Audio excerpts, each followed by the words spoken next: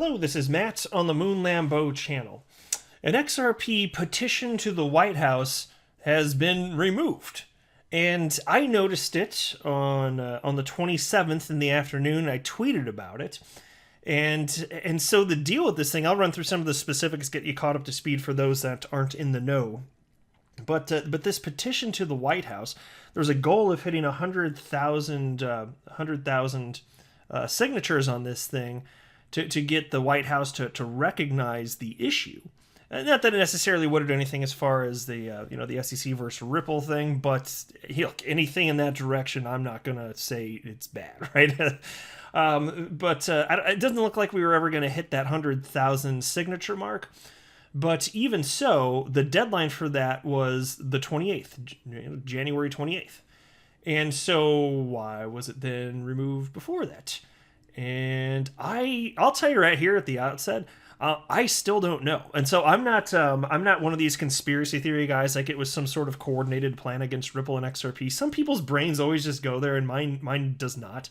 Mine's like, where I start is like, there's probably a rational explanation for this, of which I'm unaware, and I would like to find out what it is.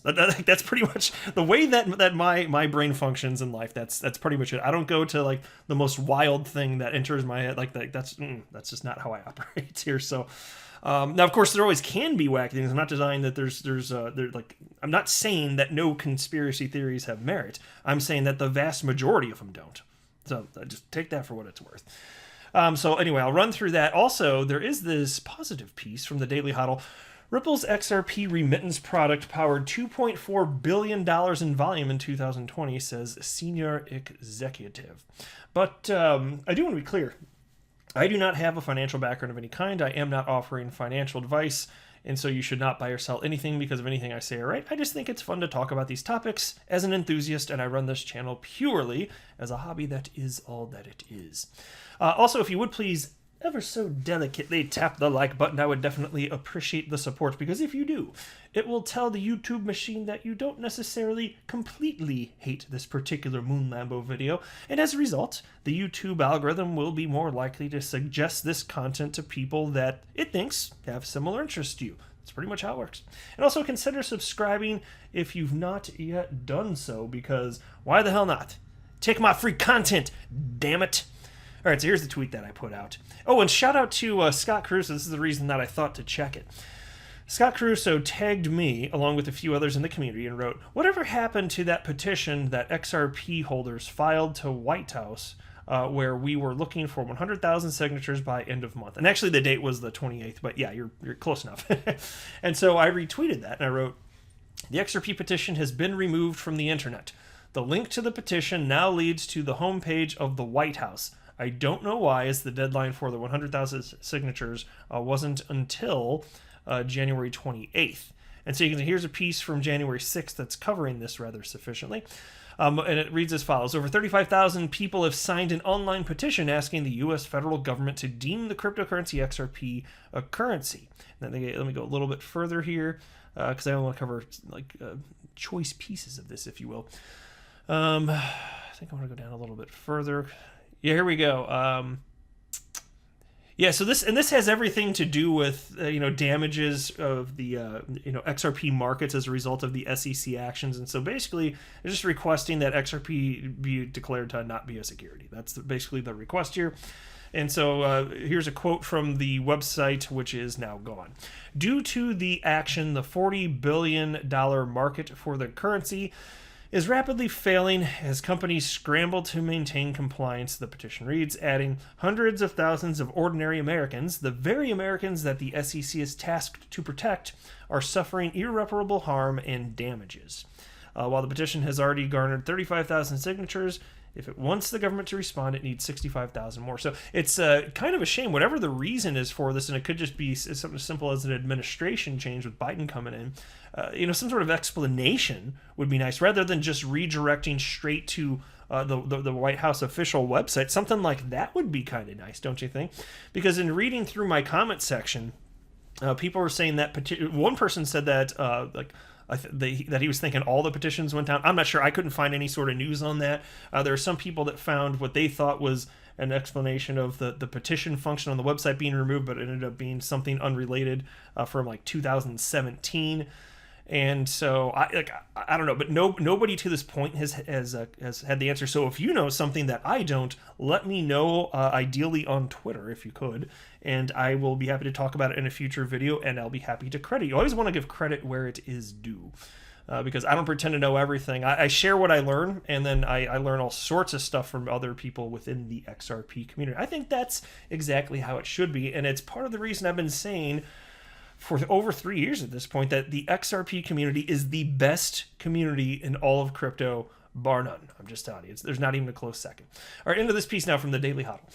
Ripple's XRP remittance product powered $2.4 billion in volume in 2020, says senior executive. RippleNet General Manager Ashish Burla says the company's XRP-based payments platform called On-Demand Liquidity processed billions of dollars in volume last year.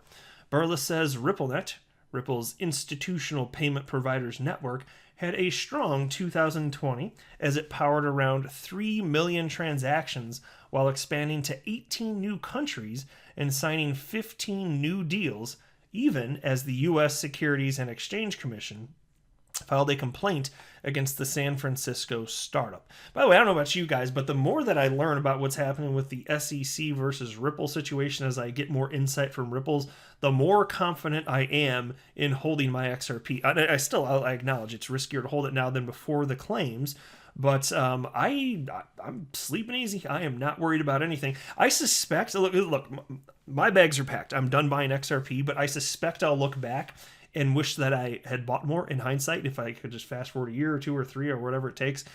But I'm still not going to, because to me, if I'm going to be able to sleep easy and feel like I have proper exposure to this upcoming altcoin cycle, which, I mean, some argue it's already here, like I really feel like I should diversify, and I haven't been. Well, I mean, I have. Like, I own 17 different cryptocurrencies. I'm just saying, like, in terms of the weight of my XRP position, it's been pretty heavy, and so I have been for a good bit now, for weeks and weeks, I have been purchasing all sorts of other cryptocurrencies, which I still haven't really talked about on this channel. At some point, I'll be happy to say some stuff, but I don't know, there's just been so much interesting XRP news, I just haven't taken the time to talk about it. I don't even know if anybody cares. But yeah, I've been buying other stuff, but XRP is still the cryptocurrency that I personally am most interested in. Anyway, the piece continues. In total, Burla says On-Demand Liquidity handled $2.4 billion in volume in 2020.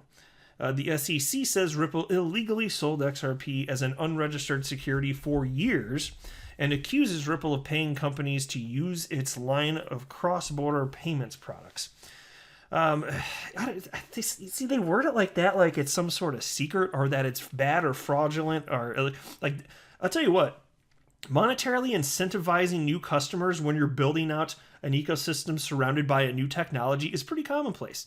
It happened with the adoption of credit cards. Obviously, there are all sorts of merchant services fees for merchants that process credit card transactions now, but in the early days, it was kind of a sweet gig, like they were paying you to do it. So what? If it got people to onboard something that was strange and new or weird at the time, so what? I hate the framing of all of this stuff. It's just so disingenuous and disgusting. Anyway, Ripple CEO Brad Garlinghouse is also touting the company's achievements despite the less than stellar end to 2020. And here's a quote. By the numbers, RippleNet had a banner year. In 2020, we processed nearly 3 million transactions over RippleNet. This is nearly 5x volume growth compared to 2019. On-demand liquidity continues to grow and scale, and we experienced 12x year-over-year growth in transactions in 2020, had a notional value of $2.4 billion. Customer interest globally remains very strong. The team continued to close new customer deals at a rate of 2 per week across more than 40 countries. And you know what? That's why that figure's interesting me, because yes, 2 per week on average throughout the year. But in the last several weeks or so, they landed 15 customers. So that'd be closer to 4 per week. And that's after the SEC lawsuit. Well, how about that? That says something. The customers are not being deterred despite what is happening here. So take that for what it's worth. I just find it genuinely interesting. I still believe firmly that everything's ultimately going to work out in the end. I suspect Ripple's going to end up settling with the SEC, probably pay a hefty fine, and life goes on. That's my guess. No way to know. It's still risky to hold XRP, but that's my best guess. All right, I'll wrap up there. I am not a financial advisor. Do not buy or sell anything because of anything that I say or write. That would be a very, very, very bad idea. Until next time, to the moon, Lambo.